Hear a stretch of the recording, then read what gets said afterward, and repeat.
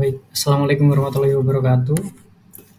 Perkenalkan, nama saya Ilyas Anaf Susilo, NIM G002380 dari kelompok B1.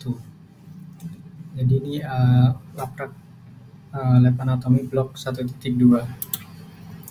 Nah, ada cedera yang menjadi mimpi buruk bagi para atlet, apalagi sepak bola tentunya. Nah, mimpi buruknya ini adalah cedera ACL. Nah, cedera ACL ini dia tuh terjadi ketika adanya ruptur pada ACL atau anterior cruciate ligament.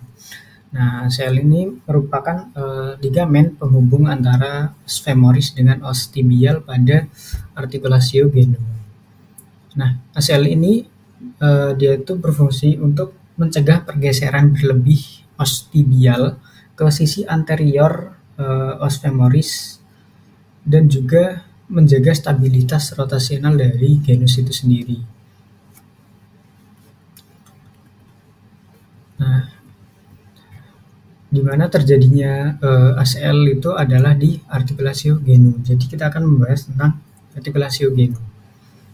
Nah, artikulasio genum ini dia tuh terdiri dari 3 artikulasio. Yang pertama adalah artikulasio femoropatellaris, kemudian ada juga artikulasio meniscofemoralis dan juga artikulasio meniscotibialis.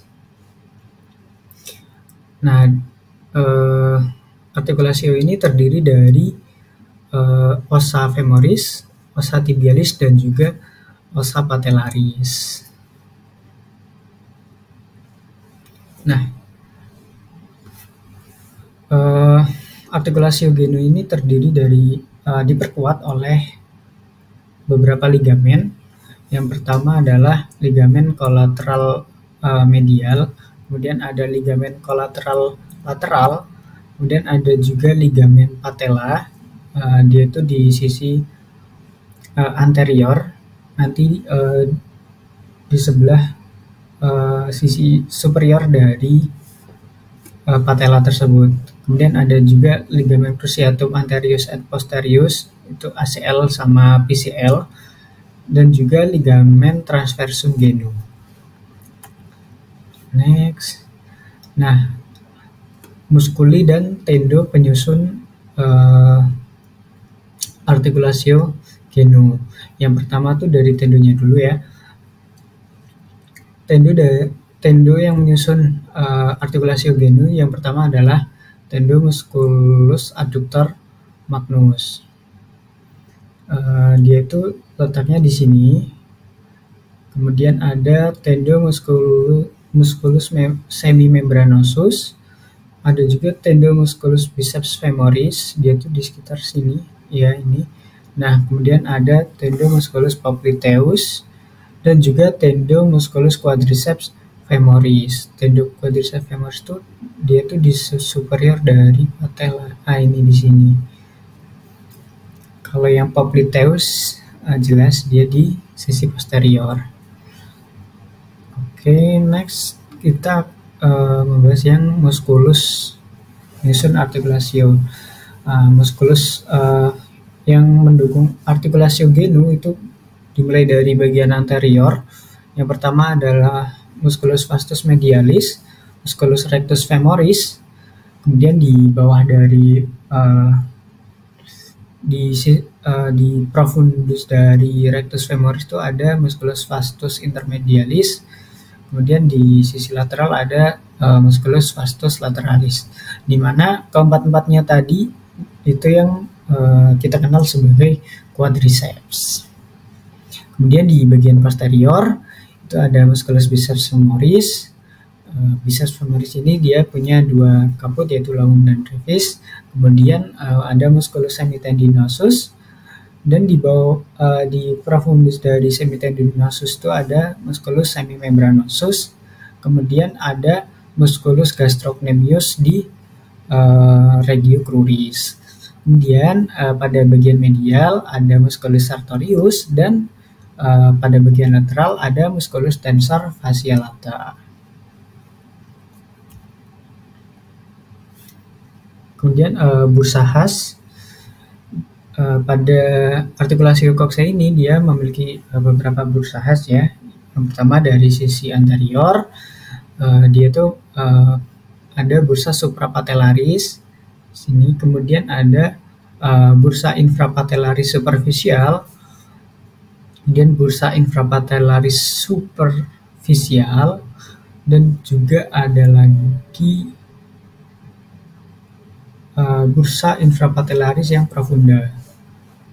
Ini yang subfacialis prepatellaris, infrapatellaris superficialis, dan infrapatellaris profunda.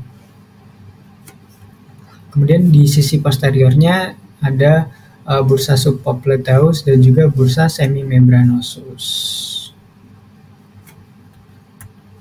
Nah, untuk vaskularisasi, struktur dari genu ini dia tuh dilewati oleh arteri popliteal.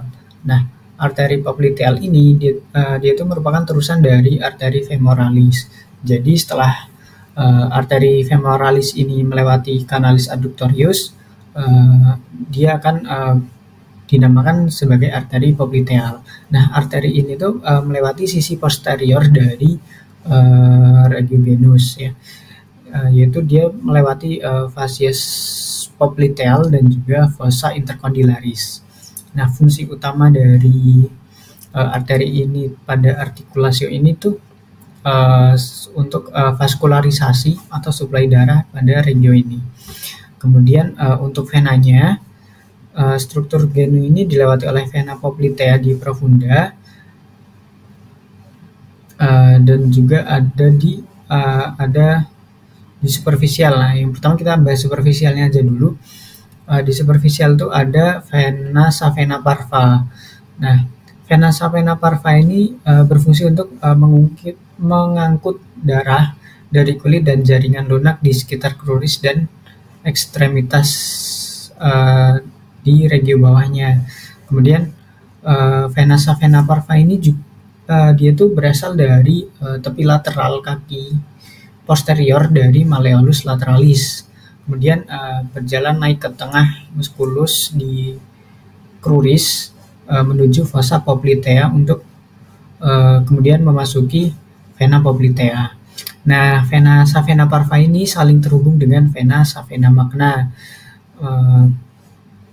Vena savena magna ini dia tuh berasal dari anterior malleolus medialis yang kemudian berjalan naik di sisi medial dari calcaneus dan femur ke hiatus saphenus. Kemudian di profunda itu ada vena poplitea yang berfungsi untuk mengalirkan darah dari regio yang lebih inferior ke arah kardio atau jantung.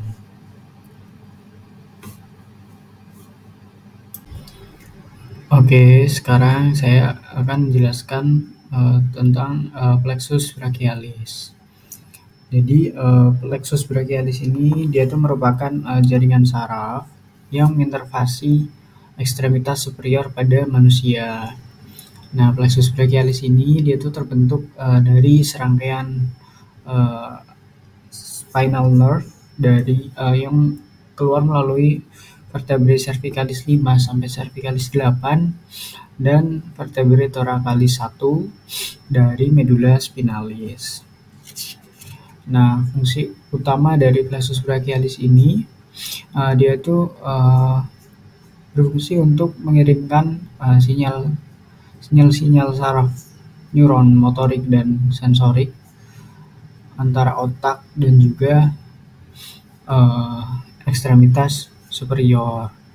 Nah, dia itu melalui serabut-serabut sarafnya ini, plexus brachialis ini dia itu dapat mengontrol gerakan-gerakan muskulus seperti fleksi, ekstensi, kemudian adduksi dan abduksi, serta dia juga mengatur sensasi perabaan di ekstremitas superior. Oke, sebelumnya saya akan menjelaskan tahapan-tahapan atau perjalanan dari medulla spinalis sampai ke saraf perifer. Jadi awalnya plexus brachialis ini Dia itu berbentuk ramus-ramus yang keluar dari medula spinalis melalui segmen-segmen pada vertebrae cervicalis 5 sampai cervicalis 8 dan juga vertebrae thoracalis 1. Nah, segmen tersebut itu tadi itu kemudian akan bercabang-cabang ya, namanya ramus. Nah, ramus ini dia itu bercabang menjadi ada 2 cabang, yaitu ramus dorsal untuk neuron sensorik dan ramus ventral untuk yang motorik. Di sini sudah tertera ada ramus cervicalis 5, 6, 7, 8 dan thoracalis 1. Nah, dari ramus cervicalis 5 di sini tuh ada cabang yang merupakan nervus dorsal scapular.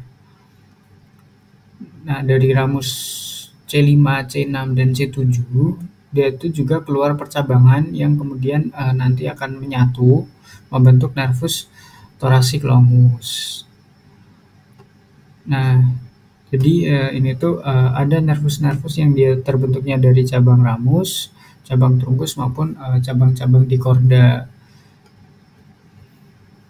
Nah, kemudian ramus-ramus ini akan menyatu membentuk yang namanya trunkus. Nah, trunkus ini ada 3. Yang pertama trunkus superior, trunkus medial dan trunkus inferior. Trunkus superior ini dia tuh terbentuk dari penyatuan ramus C5 dan C6. Sedangkan trunkus medial dia tuh merupakan terusan dari ramus C7. Kemudian yang inferior dia adalah penyatuan dari ramus C8 dan juga thoracalis 1. Nah, di trunkus yang superior dia itu terdapat cabang yang merupakan nervus suprascapularis dan juga nervus subclavius. Kemudian tiap trunkus ini dia akan terbagi menjadi 2 divisi, yaitu divisi anterior dan juga divisi posterior. Nah, divisi anterior dari ketiga trunkus ini dia itu akan menyuplai persarafan ekstremitas superior kompartemen anterior. Jadi sesuai namanya, divisi anterior dia menyuplai kompartemen anterior, yaitu untuk muskulus flexor, sedangkan yang divisi posterior dia akan menginervasi yang kompartemen posterior, yaitu muskulus untuk ekstensor. Nah, kemudian dari divisi-divisi ini akan terbentuk korda. Nah, korda ini ada 3. Yang pertama korda lateralis, posterior, dan juga korda medialis. Nah, untuk korda lateralis, dia itu merupakan penyatuan dari divisi anterior, trunkus superior dan medial. Sedangkan untuk korda yang medialis, posterior dulu. Korda posterior dia itu merupakan penyatuan dari divisi posterior dari ketiga trunkus. Jadi divisi posterior dari trunkus superior, medial, dan inferior, mereka 3 itu tadi akan menyatu menjadi korda posterior. Kemudian untuk yang korda medial ini korda medialis dia itu merupakan divisi lanjutan dari divisi anterior dari trunkus inferior. Nah, korda-korda ini memiliki beberapa cabang ya. Untuk yang lateralis, korda lateralis ini dia tuh memiliki cabang yang merupakan nervus pectoralis lateral. Kemudian untuk yang korda posterior, dia ada percabangan nervus subscapular superior dan inferior. Kemudian ada juga yang korda posterior ini juga ada nervus thoraco-dorsalis. Nah, untuk yang medial sendiri, dia ada nervus pectoral pectoralis medialis, kemudian ada nervus cutaneus brachii dan nervus cutaneus medialis antebrakii. Tadi cutaneus medialis brachii dan nervus cutaneus medialis antebrakii. Nah, kemudian dari korda-korda ini akan sampai ujung menjadi saraf-saraf perifer, yaitu ada nervus musculocutaneus, nervus axillaris, nervus radialis, nervus medianus, dan juga nervus ulnaris.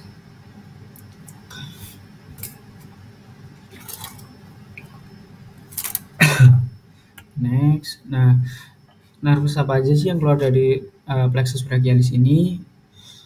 Sesuai tadi, itu yang pertama di vestibulus lateralis itu ada nervus thoracalis lateralis, kemudian ada nervus musculocutaneus dan nervus medianus yang lateral. Kemudian untuk vestibulus yang medialis itu ada nervus thoracalis medialis, nervus cutaneus medialis brachii, dan nervus cutaneus medialis antebrakii, kemudian ada nervus ulnaris dan juga nervus medianus yang medial. Nah, kemudian di posterior ada nervus subscapularis superior et inferior, ada nervus radialis, nervus axillaris, dan juga nervus thoracoldorsalis. Nah, muskulus-muskulus apa aja sih yang diinervasi oleh nervus-nervus plexus brachii? Jadi nervus-nervus yang keluar dari plexus brachii ini, mereka itu akan menginervasi penuh ekstremitas superior pada manusia. Yang pertama itu dari nervus dorsal scapularis. Nervus dorsal scapularis ini dia menginervasi musculus rhomboid minor et major dan juga musculus levator scapulae. Kemudian untuk nervus suprascapularis dia menginervasi musculus supraspinatus dan infraspinatus. Nah, untuk nervus transversus longus dia menginervasi musculus serratus anterior di regio pectoralis. Ada juga nervus subclavius yang menginervasi musculus subclavius. Kemudian nervus pectoralis lateral dia menginervasi musculus pectoralis mayor, sedangkan yang nervus pectoralis medialnya dia menginervasi musculus pectoralis yang minor. Kemudian ada nervus musculocutaneus, dia ini menginervasi musculocoracobrachialis, musculus biceps brachii, dan juga musculus brachialis. Nah, kemudian ada nervus medianus. Nervus medianus ini menginervasi regio antebrakii yang anterior. Di sini ya. Nah, terdiri dari musculus pronator teres, kemudian ada musculus flexor carpi radialis, musculus palmaris longus, musculus flexor digitorum superficialis et profundus, kemudian ada musculus pronator quadratus, musculus flexor pollicis longus, kemudian ada musculus tenaris, dan juga musculus lumbricalis untuk digiti 2 dan 3. Kemudian untuk nervus ulnaris yaitu menginervasi antebrakii sisi medial. Yang pertama ada musculus flexor carpi ulnaris, kemudian ada musculus flexor digitorum profundus, musculus palmar interosei, dan musculus adductor pollicis dan musculus dorsal interosei. Ada juga musculus palmaris brevis, musculus hypotenaris, dan juga musculus lumbricalis untuk digiti 4 dan 5. Kemudian ada nervus axillaris yang menginervasi musculus deltoideus, musculus teres minor et teres mayor, dan juga musculus subscapularis. Nah, yang terakhir ada nervus radialis, dia ini menginervasi regio brachii dan antebrakii yang posterior, yaitu musculus triceps brachii. Oke, kali ini saya akan menjelaskan tentang musculus regiodorsum pada ekstremitas superior. Jadi pada ekstremitas superior itu regiodorsum. Pada regiodorsum ekstremitas superior itu ada beberapa muskulus. Nah, ada trik menghafal agar gampang. Itu Roma, Romi, dan Leska telat. Nah, Roma untuk rhomboideus mayor, Romi untuk rhomboideus minor, Leska untuk levator scapulae, kemudian T untuk trapezius, lat untuk latissimus dorsi. Jadi pada regiodorsum ekstremitas superior itu ada musculus rhomboideus mayor, musculus rhomboideus minor, musculus levator scapulae, musculus trapezius, dan musculus latissimus dorsi. Gambar-gambarnya sudah tertera. Kemudian untuk origo dan inervasi dari muskulus-muskulus tersebut, yang pertama dari musculus rhomboideus mayor. Muskulus ini origonya berada pada processus spinosus vertebrae thoracalis 2 sampai thoracalis 4. Dia itu menginsersio margo medialis scapulae dan diinervasi oleh nervus dorsalis scapulae. Kemudian untuk musculus rhomboideus minor, origonya berada pada processus spinosus vertebrae cervicalis 7 sampai thoracalis 1 dan ligamen nucae. Nah, untuk insersionya ada pada margo medialis scapulae dan diinervasi oleh nervus dorsalis scapulae. Nah, untuk musculus levator scapulae, origonya berada pada processus transversus vertebrae thoracalis 1 sampai 4. Insersionya pada margo medialis scapulae, tepatnya di atas spina scapulae. Untuk inervasinya, dia diinervasi oleh nervus dorsalis scapulae juga. Kemudian ada musculus trapezius, origonya itu berada pada protuberantia occipitalis externa, pada bagian dorsal dari kranial. Kemudian pada linea nucae dan processus spinosus vertebrae cervicalis 7 sampai thoracalis 12. Nah, insersionya dia ada sepertiga lateral os clavicula, acromion, dan juga spina scapulae. Dia diinervasi oleh nervus accessorius. Kemudian terakhir ada musculus latissimus dorsi. Origonya berada pada processus spinosus vertebrae thoracalis 7 sampai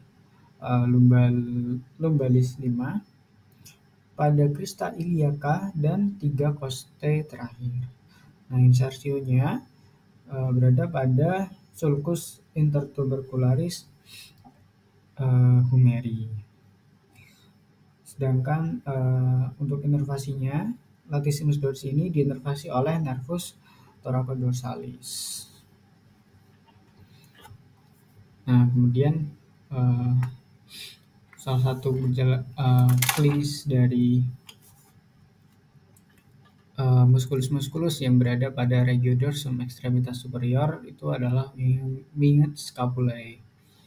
Nah, winged scapulae ini merupakan kondisi langka di mana os scapulae-nya itu menonjol keluar seperti sayap, di mana ini dapat menyebabkan terbatasnya aktivitas fungsional pada ekstremitas superior. Nah, winged scapulae ini biasanya terjadi karena adanya disfungsi pada muskulus-muskulus yang menempel pada os scapulae ataupun pada saraf-saraf yang menginervasi pada muskulus-muskulus tersebut.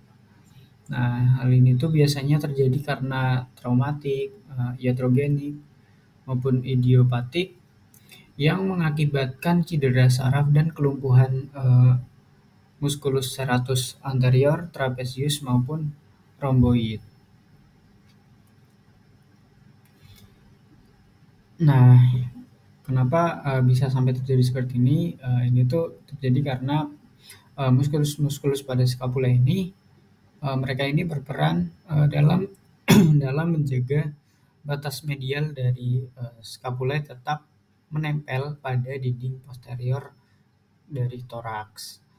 Nah, kelumpuhan pada muskulus-muskulus ini otomatis akan mengakibatkan tepi medial dari skapula ini melebar, terutama ketika terangkat dari dinding toraks. Nah, selain itu, os skapula ini dapat berpindah ke medial ataupun lateral sepanjang dinding toraks posterior karena kontraksi otot yang tidak dilawan oleh otot skapula lain yang berfungsi. Jadi perbedaan ini dikenal sebagai winged scapulomedial yang disebabkan oleh paralysis musculus serratus anterior, ataupun winged scapulolateral yang disebabkan oleh paralysis musculus trapezius maupun musculus rhomboid. Nah, gejala paling sering yang paling umum ditemui adalah winged scapula yang disebabkan oleh kelumpuhan pada musculus serratus anterior. Nah, ini tuh merupakan suatu disfungsi yang disebabkan oleh traumatis, baik itu neuropraksi akibat trauma benda tumpul, bisa juga karena perputaran leher atau pundak yang tidak biasa ataupun secara tiba-tiba, bisa juga karena gerakan berulang seperti pada atletik. Kemudian bisa juga terjadi karena non-traumatik, yaitu penyakit-penyakit akibat virus seperti influenza, tonsilitis, bronkitis, poliomielitis, maupun reaksi alergi obat dan overdosis. Kemudian bisa juga karena iatrogenik, yaitu manipulasi siropraktik, sehingga bisa menyebabkan terjadinya lesi pada long thoracic gitu. Kemudian winged scapula ini juga biasa terjadi karena kelumpuhan musculus trapezius. Nah, kelumpuhan ini biasanya disebabkan oleh cedera pada spinal nervus accessoria. Nah, saraf tersebut itu terletak superficial sehingga rentan terhadap lesi pada kasus-kasus kecelakaan pada kendaraan bermotor. Jadi benturan-benturan ringan juga bisa mengakibatkan kelumpuhan pada musculus trapezius ini. Namun penyebab paling umum dari kelumpuhan spinal nervus accessoria ini itu adalah iatrogenik, di mana ini bisa terjadi selama operasi biopsi kelenjar getah bening pada serviks. Nah, kemudian yang terakhir, kelumpuhan pada musculus rhomboid. Nah, ini tuh bersifat neurogenik yang melibatkan nervus dorsal scapularis yang biasa terjadi paling umum itu adalah saraf kejepit. Ya, biasa disebut dengan saraf kejepit. Nah, nervus dorsal scapular ini dapat terperangkap di musculus calenus medius. Selain itu juga bisa terjadi karena cedera akibat kecelakaan maupun dislokasi shoulder anterior. Mungkin sekian yang dapat saya sampaikan. Terima kasih. Wassalamualaikum warahmatullahi wabarakatuh.